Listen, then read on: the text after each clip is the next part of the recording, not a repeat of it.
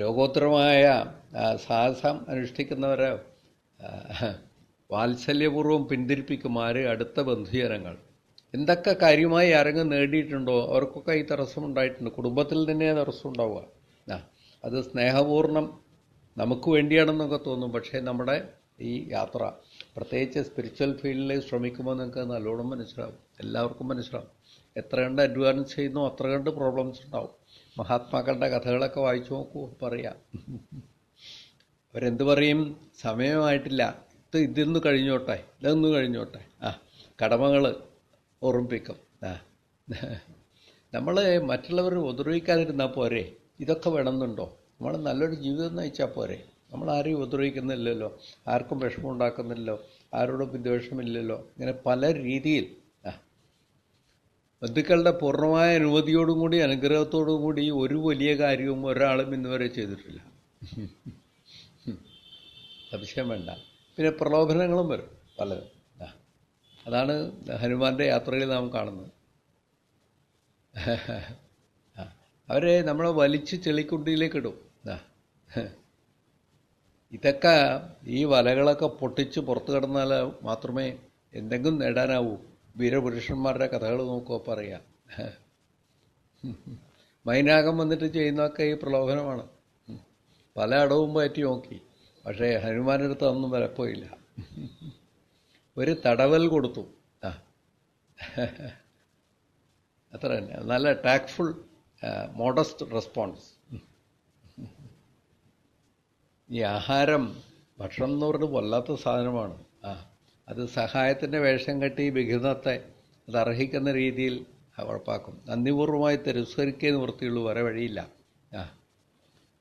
ദേവന്മാർ പറഞ്ഞയച്ചാണ് സ്വരസയെ വിഘ്നമുണ്ടാക്കാൻ, പരീക്ഷിക്കാനും. കാരണം വിഘ്നം വരുമ്പോഴാണ് തരണം ചെയ്യാനുള്ള വിദ്യ ഇരട്ടിക്കുന്നത്. കയർത്തിടും വേളയിലാണ് ലോകം കരുത്തു കാട്ടുന്നത് മിക്കവാറും. സ്വരസ, മൈനാകം, പിന്നെ ഛായാഗ്രഹിണി. ഇവിടെയൊക്കെ ഹ്യൂമിലിറ്റി കാണണം ഹനുമാൻ്റെ. വിനയം. മെയ്യ് ചുരുങ്ങുന്നത് വിനയത്തിൻ്റെ ലക്ഷണമാണ്. ശരീരം ചുരുക്കണത്. വിനയം വാച്ചിടുന്നവന് വിശ്വവും വശ്യമായി വരും. നിഴൽ പിടിച്ച ആളെ വലിക്കുക എന്ന് പറഞ്ഞാൽ എന്താ അർത്ഥം? പ്രത്യക്ഷമായി ഒന്നും നമ്മുടെ മുമ്പിലില്ല, പക്ഷേ എല്ലാം നമ്മുടെ മനസ്സിലുണ്ട്. അവരെ ഓർമ്മിക്കണു. ഭാര്യയെ ഓർമ്മിക്കുന്നു, മക്കളെ ഓർമ്മിക്കുന്നു, പേരക്കുട്ടികളെ ഓർമ്മിക്കുന്നു. മനസ്സിൽ നേരിട്ടവർ കൂടെയില്ല, നമ്മൾ വീട് വിട്ടു, പക്ഷേ അവരൊക്കെ കൂടെയുണ്ട്. അതാണ് ഈ ഛായാഗ്രഹിണി, സങ്കല്പം. മനസ്സിലായോ? ഇത്ര പറഞ്ഞാൽ തന്നെ നിങ്ങൾക്ക് പിടികിട്ടും. വർണ്ണനയുടെ പ്രത്യേകത മനസ്സിലാക്കണം. ഒരേ വസ്തുവിൻ്റെ തന്നെ പല പല നിലകളിൽ നിന്ന് വീക്ഷിക്കാം. ഓരോ ദർശനവും വ്യത്യസ്തമായിരിക്കും. പഞ്ചസാര ഒറ്റ വസ്തുവാണ്. കൊതിയൻ്റെ ദൃഷ്ടിയിൽ കൂടി നോക്കുമ്പോൾ എന്താ? അത് അമൃതാണ്. പ്രമേഹ രോഗിയുടെ സ്ഥാനത്ത് നിന്ന് നോക്കുമ്പോൾ എന്താ? അത് വിഷമാണ്. സാധാരണക്കാരുടെ നില നോക്കുമ്പോൾ ഒരു സാധാരണ ഭക്ഷ്യവസ്തു അല്ലേ? ഡോക്ടറുടെ കണ്ണിൽ കൂടി നോക്കുമ്പോൾ അത് മരുന്നാണ്. പല ജീവിതത്തിൽ വീക്ഷിക്കാം. നേച്ചുറോപ്പതിക്കാരുടെ ദൃഷ്ടിയിൽ കൂടി നോക്കുമ്പോൾ അത് ക്യാൻസർ കോസിങ് വൈറ്റ് പോയ്സൺ. സാധാരണക്കാരുടെ സ്ഥാനത്ത് നോക്കുമ്പോൾ അത് തരണം ചെയ്യേണ്ട സാഗരമാണ്. ഭോഗിയുടെ സ്ഥാനത്ത് നോക്കിയാലോ അത് ഒരു അതിസുന്ദരമായ ദേവനഗരമാണ്. മനസ്സിലായോ? ലങ്ക അല്ലേ? ഭോഗിയുടെ ദൃഷ്ടിയിൽ നോക്കിയാൽ പിന്നെ ലങ്ക വേറെയാണ്. നേരത്തെ പറഞ്ഞ കാലമൊന്നുമല്ല. വിശാലമായ രാജപാതകൾ, തോരണങ്ങൾ, എന്താണ് സ്വർണ്ണ വർണ്ണം, പിന്നെ മന്ദിരങ്ങൾ. ത്രികൂട ശിഖരത്തിലാണ് എന്ന് പറഞ്ഞുവല്ലോ വിശ്വകർമാവ് നിർമ്മിച്ചത്. അല്ലേ? ത്രിഗുണാത്മകമായ ഈ ജഡപ്രകൃതിയും ത്രികൂടമല്ലേ? പറയൂ. ഇങ്ങനെ ഓരോന്നും ചിന്തിച്ച് കണ്ടുപിടിച്ചാൽ വളരെ രസമാണ്. വായുപുത്രനോട് കൂടി നമ്മളൊന്ന് സഞ്ചരിക്കണം. എന്നാൽ ഇതൊക്കെ പിടികിട്ടും. അജയ്യമാണ് ലങ്ക. ആ പുരവീഥികളിലെ കൂടി ഈ വളരെ ചെറിയ രൂപമെടുത്തിട്ട് വാനരൻ പോകുന്നുണ്ട്. ദൃഷ്ടികളെല്ലായിടത്തും വിട്ടുകൊണ്ട് കാഴ്ച കണ്ട് രസിക്കാനല്ല, തൻ്റെ മനസ്സിലുള്ള രൂപത്തെ സാക്ഷാത്കരിക്കാനാണ്. മനസ്സിലായോ? അവിടെ സത്യം സത്യമായി പറയാൻ പറ്റില്ല. ലങ്കാലക്ഷ്മിയോട് കള്ളം പറയേണ്ടി വന്നു. അത് അസത്യമല്ല. അല്ലെങ്കിൽ ഒന്നും ചെയ്യാൻ കഴിയില്ല. പട്ടണം കാണാൻ വേണ്ടിയാണെന്ന് പറയും ആദ്യം. അപ്പോൾ ബാലിയുടെ നേർക്ക് ഒളിയമ്പെയ്തു എന്ന് പറയുന്ന ലോകമാണ്. അപ്പോൾ രാമദൂതൻ കള്ളം പറയുകയാണെന്ന് പറയും. അല്ല, അവിടെ അതേ വഴിയുള്ളൂ, വേറെ മാർഗമില്ല. പിന്നെയാണ് ലങ്കാലക്ഷ്മിക്ക് ഒരു ഇടി ഇങ്ങട് അടി തിരിച്ച് അങ്ങടും, മനസ്സിലായോ? പിന്നെ ആ ഉള്ളിൽ കയറിയ കാഴ്ചകൾ കാണുന്നത്, പാടുന്നവരെ, പാനം ചെയ്യുന്നവരെ, കാമപീഡിതവരെ എല്ലാം ഉറ്റുനോക്കണ്ടേ. ഇപ്പോൾ സീതയെ ഒന്നാമത് മുൻപ് കണ്ടിട്ടില്ല ഹനുമാൻ. രണ്ടാമത് സ്ത്രീകളുടെ ഇടയിൽ വേണം തിരയാൻ, സ്ത്രീയല്ലേ അന്വേഷിക്കണത്. നോക്കൂ, പക്ഷേ ഔചിത്യബോധം അതിൽ കവിയരുത്. അതുമല്ല, നൈഷ്ഠിക ബ്രഹ്മചാരിയാണ്. ഒക്കെ ആലോചിച്ച് നോക്കൂ. നമ്മുടെ സാധകൻ്റെ ദൃഷ്ടിയിൽ കൂടി ഇതൊക്കെ കാണാൻ ശ്രമിച്ചു നോക്കൂ, മനസ്സിലാവും. ധ്യാനനിഷ്ഠരായ ചിലർ വെളിച്ചം കാണുകയും ശബ്ദം കാണും കേട്ടു എന്നൊക്കെ പറയില്ലേ. ധ്യാനത്തിൽ ഞാനൊരു വെളിച്ചം കണ്ടു, ഞാനൊരു ശബ്ദം കേട്ടു, ഒരു രൂപം കണ്ടു എന്നൊക്കെ പറയില്ലേ. അതേ അവസ്ഥയാണ് ഹനുമാൻ്റെ. ഹനുമാൻ സീതയെ കണ്ടിട്ടില്ല, കേട്ടറിവേ ഉള്ളൂ. ആത്മപ്രകാശവും സൂര്യപ്രകാശവും വേർതിരിച്ചറിയിക്കാൻ വിഷമിക്കുന്ന പോലെ തന്നെയാണിത്. ഹനുമാൻ സ്വയം വിമർശിക്കുന്നുണ്ട് അവിടെയൊക്കെ. ഒരിക്കലും എൻ്റെ ദൃഷ്ടി ഈ സ്ത്രീകളുടെ മറ്റൊരു ദൃഷ്ടിയിലേക്ക് പോകരുത്. പക്ഷെ കാണുന്നുണ്ട് ഞാൻ, മനസ്സിലായോ? പക്ഷെ എൻ്റെ മനസ്സിനൊരു ഭാവഭേദവും ഉണ്ടായിട്ടില്ല. അതെപ്പോഴും ഇൻട്രോസ്പെക്ഷൻ നടത്തുന്നുണ്ട്. കാരണം സ്ത്രീകളുടെ ഇടയിൽ അന്വേഷിക്കാൻ പറ്റും. പിന്നെ ലക്ഷ്യം നേടാതെ സീതയെ കണ്ടുപിടിക്കാൻ പറ്റാതെ ആ പണി കിട്ടാത്ത ഒരു തച്ചൻ്റെ അവസ്ഥയിൽ നിൽക്കുന്നുണ്ട്. പിന്നെ ഉത്സാഹമുണ്ട്, അതുകൊണ്ടാണ് മുന്നോട്ട് നിൽക്കുന്നത്. ഉത്സാഹമാണ് എല്ലാ സൗഭാഗ്യത്തിനും ഹേതു. ഇതുതന്നെയാണ് പരമായ സുഖം. അത് വേണം. ഉത്സാഹം, സാഹസം, ധൈര്യം, ബുദ്ധിശക്തി, പരാക്രമം. ഷടയതേ എത്ര തിഷ്ഠന്തി തത്ര ദൈവോപി തിഷ്ഠൻ. എനിക്ക് ധാരാളം കാര്യങ്ങൾ പറയാനുണ്ട്. എത്ര പറഞ്ഞാലും തീരാത്ത കാര്യങ്ങൾ ഇവിടെ ഉണ്ട്. പിന്നെ ഈ കിളിപ്പാട്ടിലെ വരികളും കൂടി ഇതിൻ്റെ കൂടെ വെച്ച് എല്ലാം കൂടി പഠിക്കണം. എല്ലാം കൂടി പഠിച്ചാൽ അതൊരു വലിയ ഗംഭീര പഠനമാണ്. അത് നല്ലൊരു പഠനമാണ്. അതിൽ സാഹിത്യമുണ്ട്, ഫിലോസഫിയുണ്ട്, പിന്നെ എല്ലാമുണ്ട്. ഉദ്ദകനിധി നടുവിൽ മരുവും ത്രികൂടാഗ്രിമേലുല്ലംഘിതേബ്ധൗ പവനാത്മജന്മന. ഞാൻ പറഞ്ഞതൊക്കെ മനസ്സിൽ വെച്ചത് കേൾക്കൂ. ഇനി ജനകനരപതി വരമകൾക്കും ദശാസ്യനും ചെമ്മേ വിറച്ചിതു വാമഭാഗം തുലോം ജനകനരപതി ദുഹിർവരന് ദക്ഷാംഗവും ജാതനെന്നാകിൽ വരും സുഖം ദുഃഖവും തതനു കപികുലപതി കടന്നിതു ലങ്കയിൽ താൻ അതിസൂക്ഷ്മശരീരനായി രാത്രിയിൽ ഉദിതരു വികിരണരുചി പൂണ്ടൊരു ലങ്കയിൽ ഒക്കെ തിരഞ്ഞാൻ ഒരേടമൊഴിയാതെ ദശവദനമണിനിലയമായിരിക്കും മമദേവീരിപ്പേടം എന്നോർത്തു മാരുതി കനകമണി നികര വിരചിതപുരിയിലെങ്ങുമേ കാണാഞ്ഞു ലങ്കാവചനമോർത്തിയിടിനാൻ ഉടമയൊടു അസുരപുരി കനിവിനൊടു ചൊല്ലിയോരുദ്യാനദേശേ തിരഞ്ഞു തുടങ്ങിനാൻ ഉപവനവും അമൃതസമസലിലയുതവാപിയും ഉത്തുംഗസൗധങ്ങളും ഗോപുരങ്ങളും ഉപവനവും ഉരുതര തരുപ്രവരങ്ങളും ഉന്നതമായുള്ള ശംശവാവൃക്ഷവും അതിനികടമഖില ജഗതീശ്വരി തന്നെയും ആശുകനാശു കാട്ടിക്കൊടുത്തിടിനാൻ. അച്ഛൻ കാണിച്ചു കൊടുത്തു. വായു മലിനതര ചിഗുരവസനം മുണ്ടു ദീനയായി മൈഥിലി താൻ കൃശകാത്രിയായ എത്രയും നല്ല വസ്ത്രം ധരിച്ച സുന്ദരിമാരെ കണ്ട് സീതയാണോ അത് നോക്കി. അപ്പോൾ ചിന്തിച്ചു ഹനുമാൻ, അതാവാൻ വഴിയില്ല. പിന്നെ മണ്ഡോദരിയെ കണ്ടു. അപ്പോഴാണ് ഏതാണ്ട് സീതയുടെ ലക്ഷണങ്ങളൊക്കെ തോന്നിയത്. അപ്പോഴും തോന്നി അവർ വയറ് നിറയെ ഭക്ഷണമൊക്കെ കഴിച്ചിട്ടാണ് ഇരിക്കുന്നത്. അങ്ങനെ ആവില്ല സീത. അതാണ് മലിനതര ചിഗുരവസനം മുണ്ടു ദീനയായി മൈഥിലി താൻ കൃശകാത്രിയായത്രയും ഭയവിവശം അവനിയിലുരുണ്ടും സദാ ഹൃദി ഭർത്താവു തന്നെ നിനച്ചലം നയനജലം അനവരതമൊഴുകി പതിനാമത്തെ രാമരാമേതി ജപിക്കയും നിശിചരികൾ നടുവിൽ അഴലൊടുമരുവുമീശ്വരി നിത്യസ്വരൂപിണിയെ കണ്ടു മാരുതി വിടപി വരശിരസി നിബിഡ ശതാന്തർഗതൻ വിസ്മയം പൂണ്ടു മറഞ്ഞിരുന്നിടിനാൻ ദിവസകരകുലപതി രഘുത്തമൻ തന്നുടെ ദേവിയാം സീതയെ കണ്ടു കപിവരൻ. കമലമകൾ അഖില ജഗതീശ്വരി തന്നുടൽ കണ്ടേൻ. കൃതാർത്ഥോസ്മ്യഹം കൃതാർത്ഥോസ്മ്യഹം ദിവസകരകുലപതി രഘുത്തമൻ കാര്യവും ദീനതയെന്നിയേ സാധിച്ചിരുന്നു ഞാൻ. നോക്കൂ, ദൗത്യം സക്സസ്ഫുള്ളായാലുള്ള സന്തോഷം. അപ്പോഴാണ്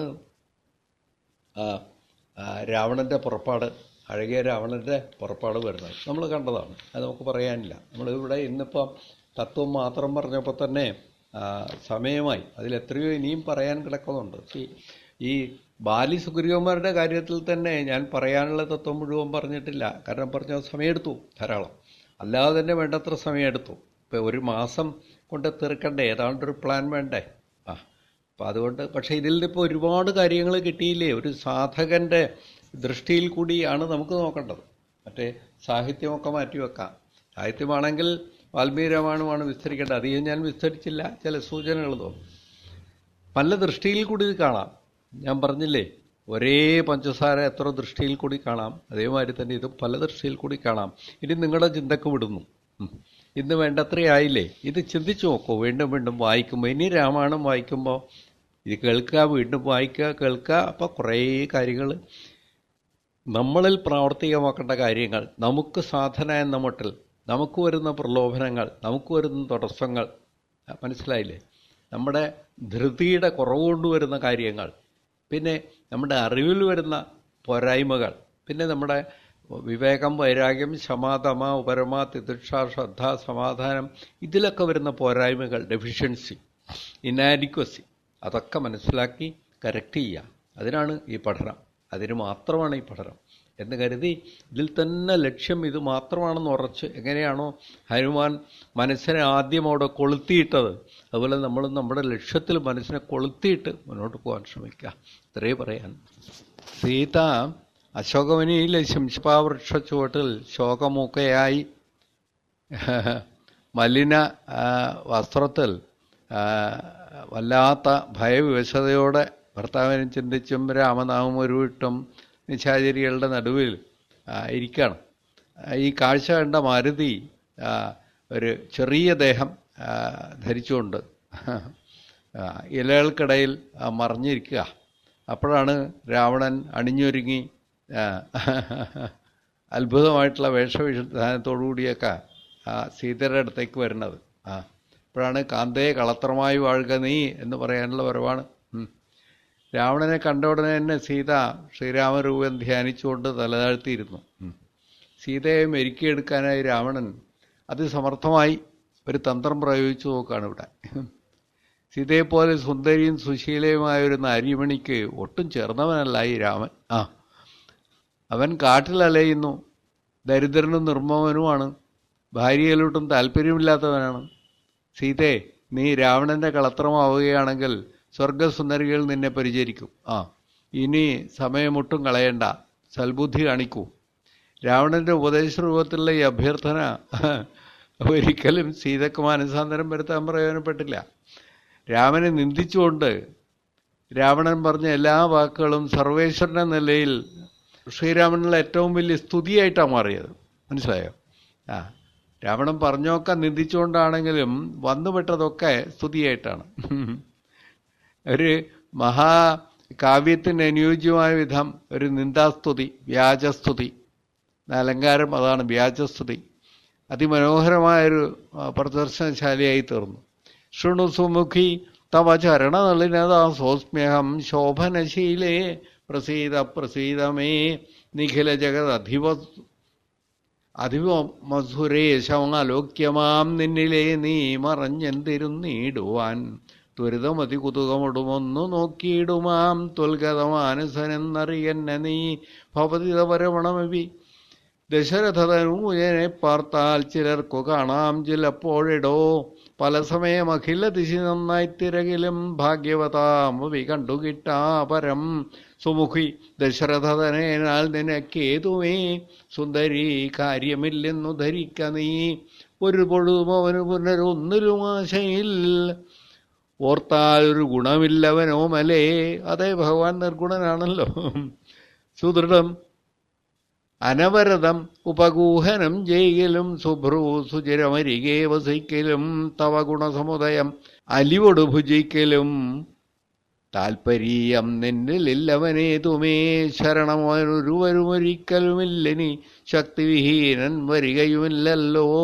കിമുപിനഹി ഭവതി കരണീയം ഭവതിയാൽ കീർത്തിഹീനൻ കൃതഘനൻ തുലോം നിർമ്മമൻ മതരഹിതനറിയരുത് കരുതുമുളവാർക്കുമേ മാനഹീനൻ പ്രിയേ പണ്ഡിതമാനവാൻ. എല്ലാ അർത്ഥം മനസ്സിലാവുന്നില്ലേ? നിഖിലവനചര നിവഹ മധ്യസ്ഥിതൻ ഭൃശം നിഷ്കിഞ്ചനപ്രിയൻ ഭേദഹീനാത്മകൻ ശോഭനുരവനിസുരവരനും അവനൊക്കുമി ശ്വാക്കളും ഗോക്കളും ഭേദമില്ലേതുമേ. ഇത് ഓർമ്മയുണ്ടോ? ഭഗവത്ഗീതയിലെ 5:18 വിദ്യാവിനയസമ്പന്നേ ബ്രാഹ്മണേ ഗവിഹസ്തിനി ശുനിജൈവ സ്വഭാഗേജ പണ്ഡിത സമദർശന. ഓർമ്മയുണ്ടോ? സമദർശിയുടെ ലക്ഷണമാണിത്. അതാണ് ഇവിടെ രാമന് പറയുന്നത്. ശോഭജനൂരവനിസുരവരനും അവനൊക്കുമി ശ്വാക്കളും ഗോക്കളും ഭേദമില്ലേതുമേ.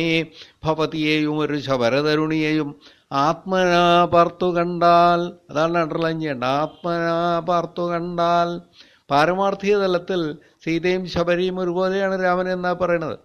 അവനില്ല ഭേദം പ്രിയേ ഭവതിയെയും അകതളിരിലവനിഹ മറന്നിതു ഭർത്താവിനെ പാർത്തിരുന്നതിനി മതി.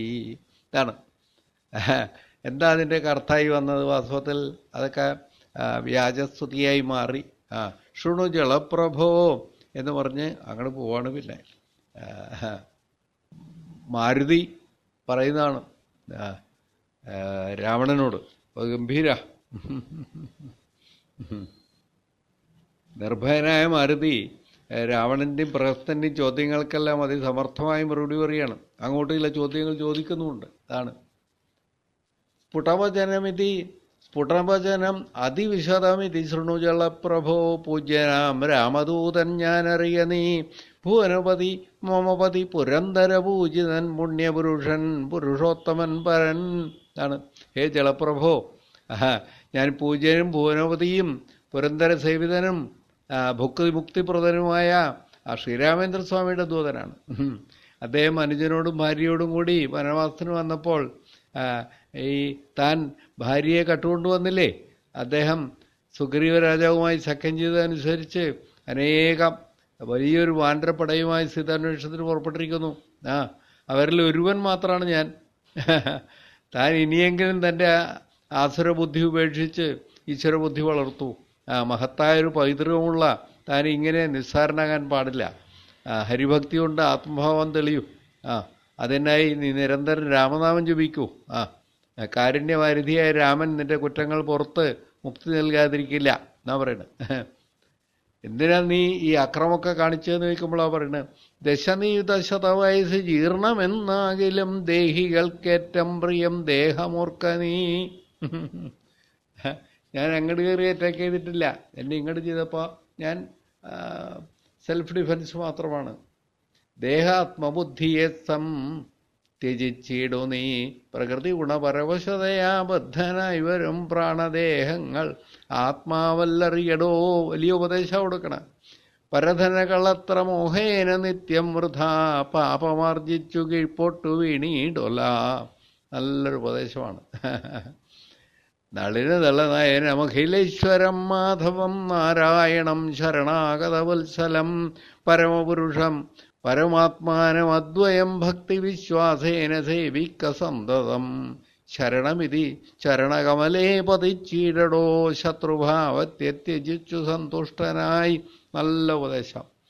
ഇതൊക്കെ കൂടി ചേരുമ്പോഴേ എന്താ പറയുക, നമ്മുടെ സുന്ദരകാന്ഡം പൂർണ്ണമാവും. ഇപ്പം ഏതാണ്ട് സുന്ദരകാന്ഡത്തിൻ്റെ തത്വം മുഴുവനും വിസ്തരിച്ചു. പിന്നെ ശ്ലോകങ്ങളൊക്കെ ഉദ്ധരിച്ചു. വാൽമീകി രാമായണത്തിലെ ഭാവങ്ങൾ പറഞ്ഞു. അത്ര വിസ്തരിക്കാനേ പറ്റൂ ഇത്ര സമയം കൊണ്ട്. അത്രയും ചെയ്തിട്ടുണ്ട്. ഇനി യുദ്ധകാന്ഡത്തിലേക്കാണ് അടുത്ത കടക്കുക. ഹരേ രാമ രാമ രാമ ഹരേ ഹരേ ഹരേ കൃഷ്ണ കൃഷ്ണ കൃഷ്ണ ഹരേ ഹരേ. യത്ര യത്ര രഘുനാഥകീർത്തനം തത്ര തത്ര കൃതമസ്തകാഞ്ജലിം ബാഷ്പവാരി പരിപൂർണലോചനം മാരുതിം നമത രാക്ഷസാന്തകം. ഹരി ഓം ശ്രീ ഗുരുഭ്യോ നമഃ. നമഃ പരമർഷിഭ്യോ നമഃ പരമർഷിഭ്യ. ഹരി ഓം. ജയ് ശ്രീറാം. ഹരി ഓം.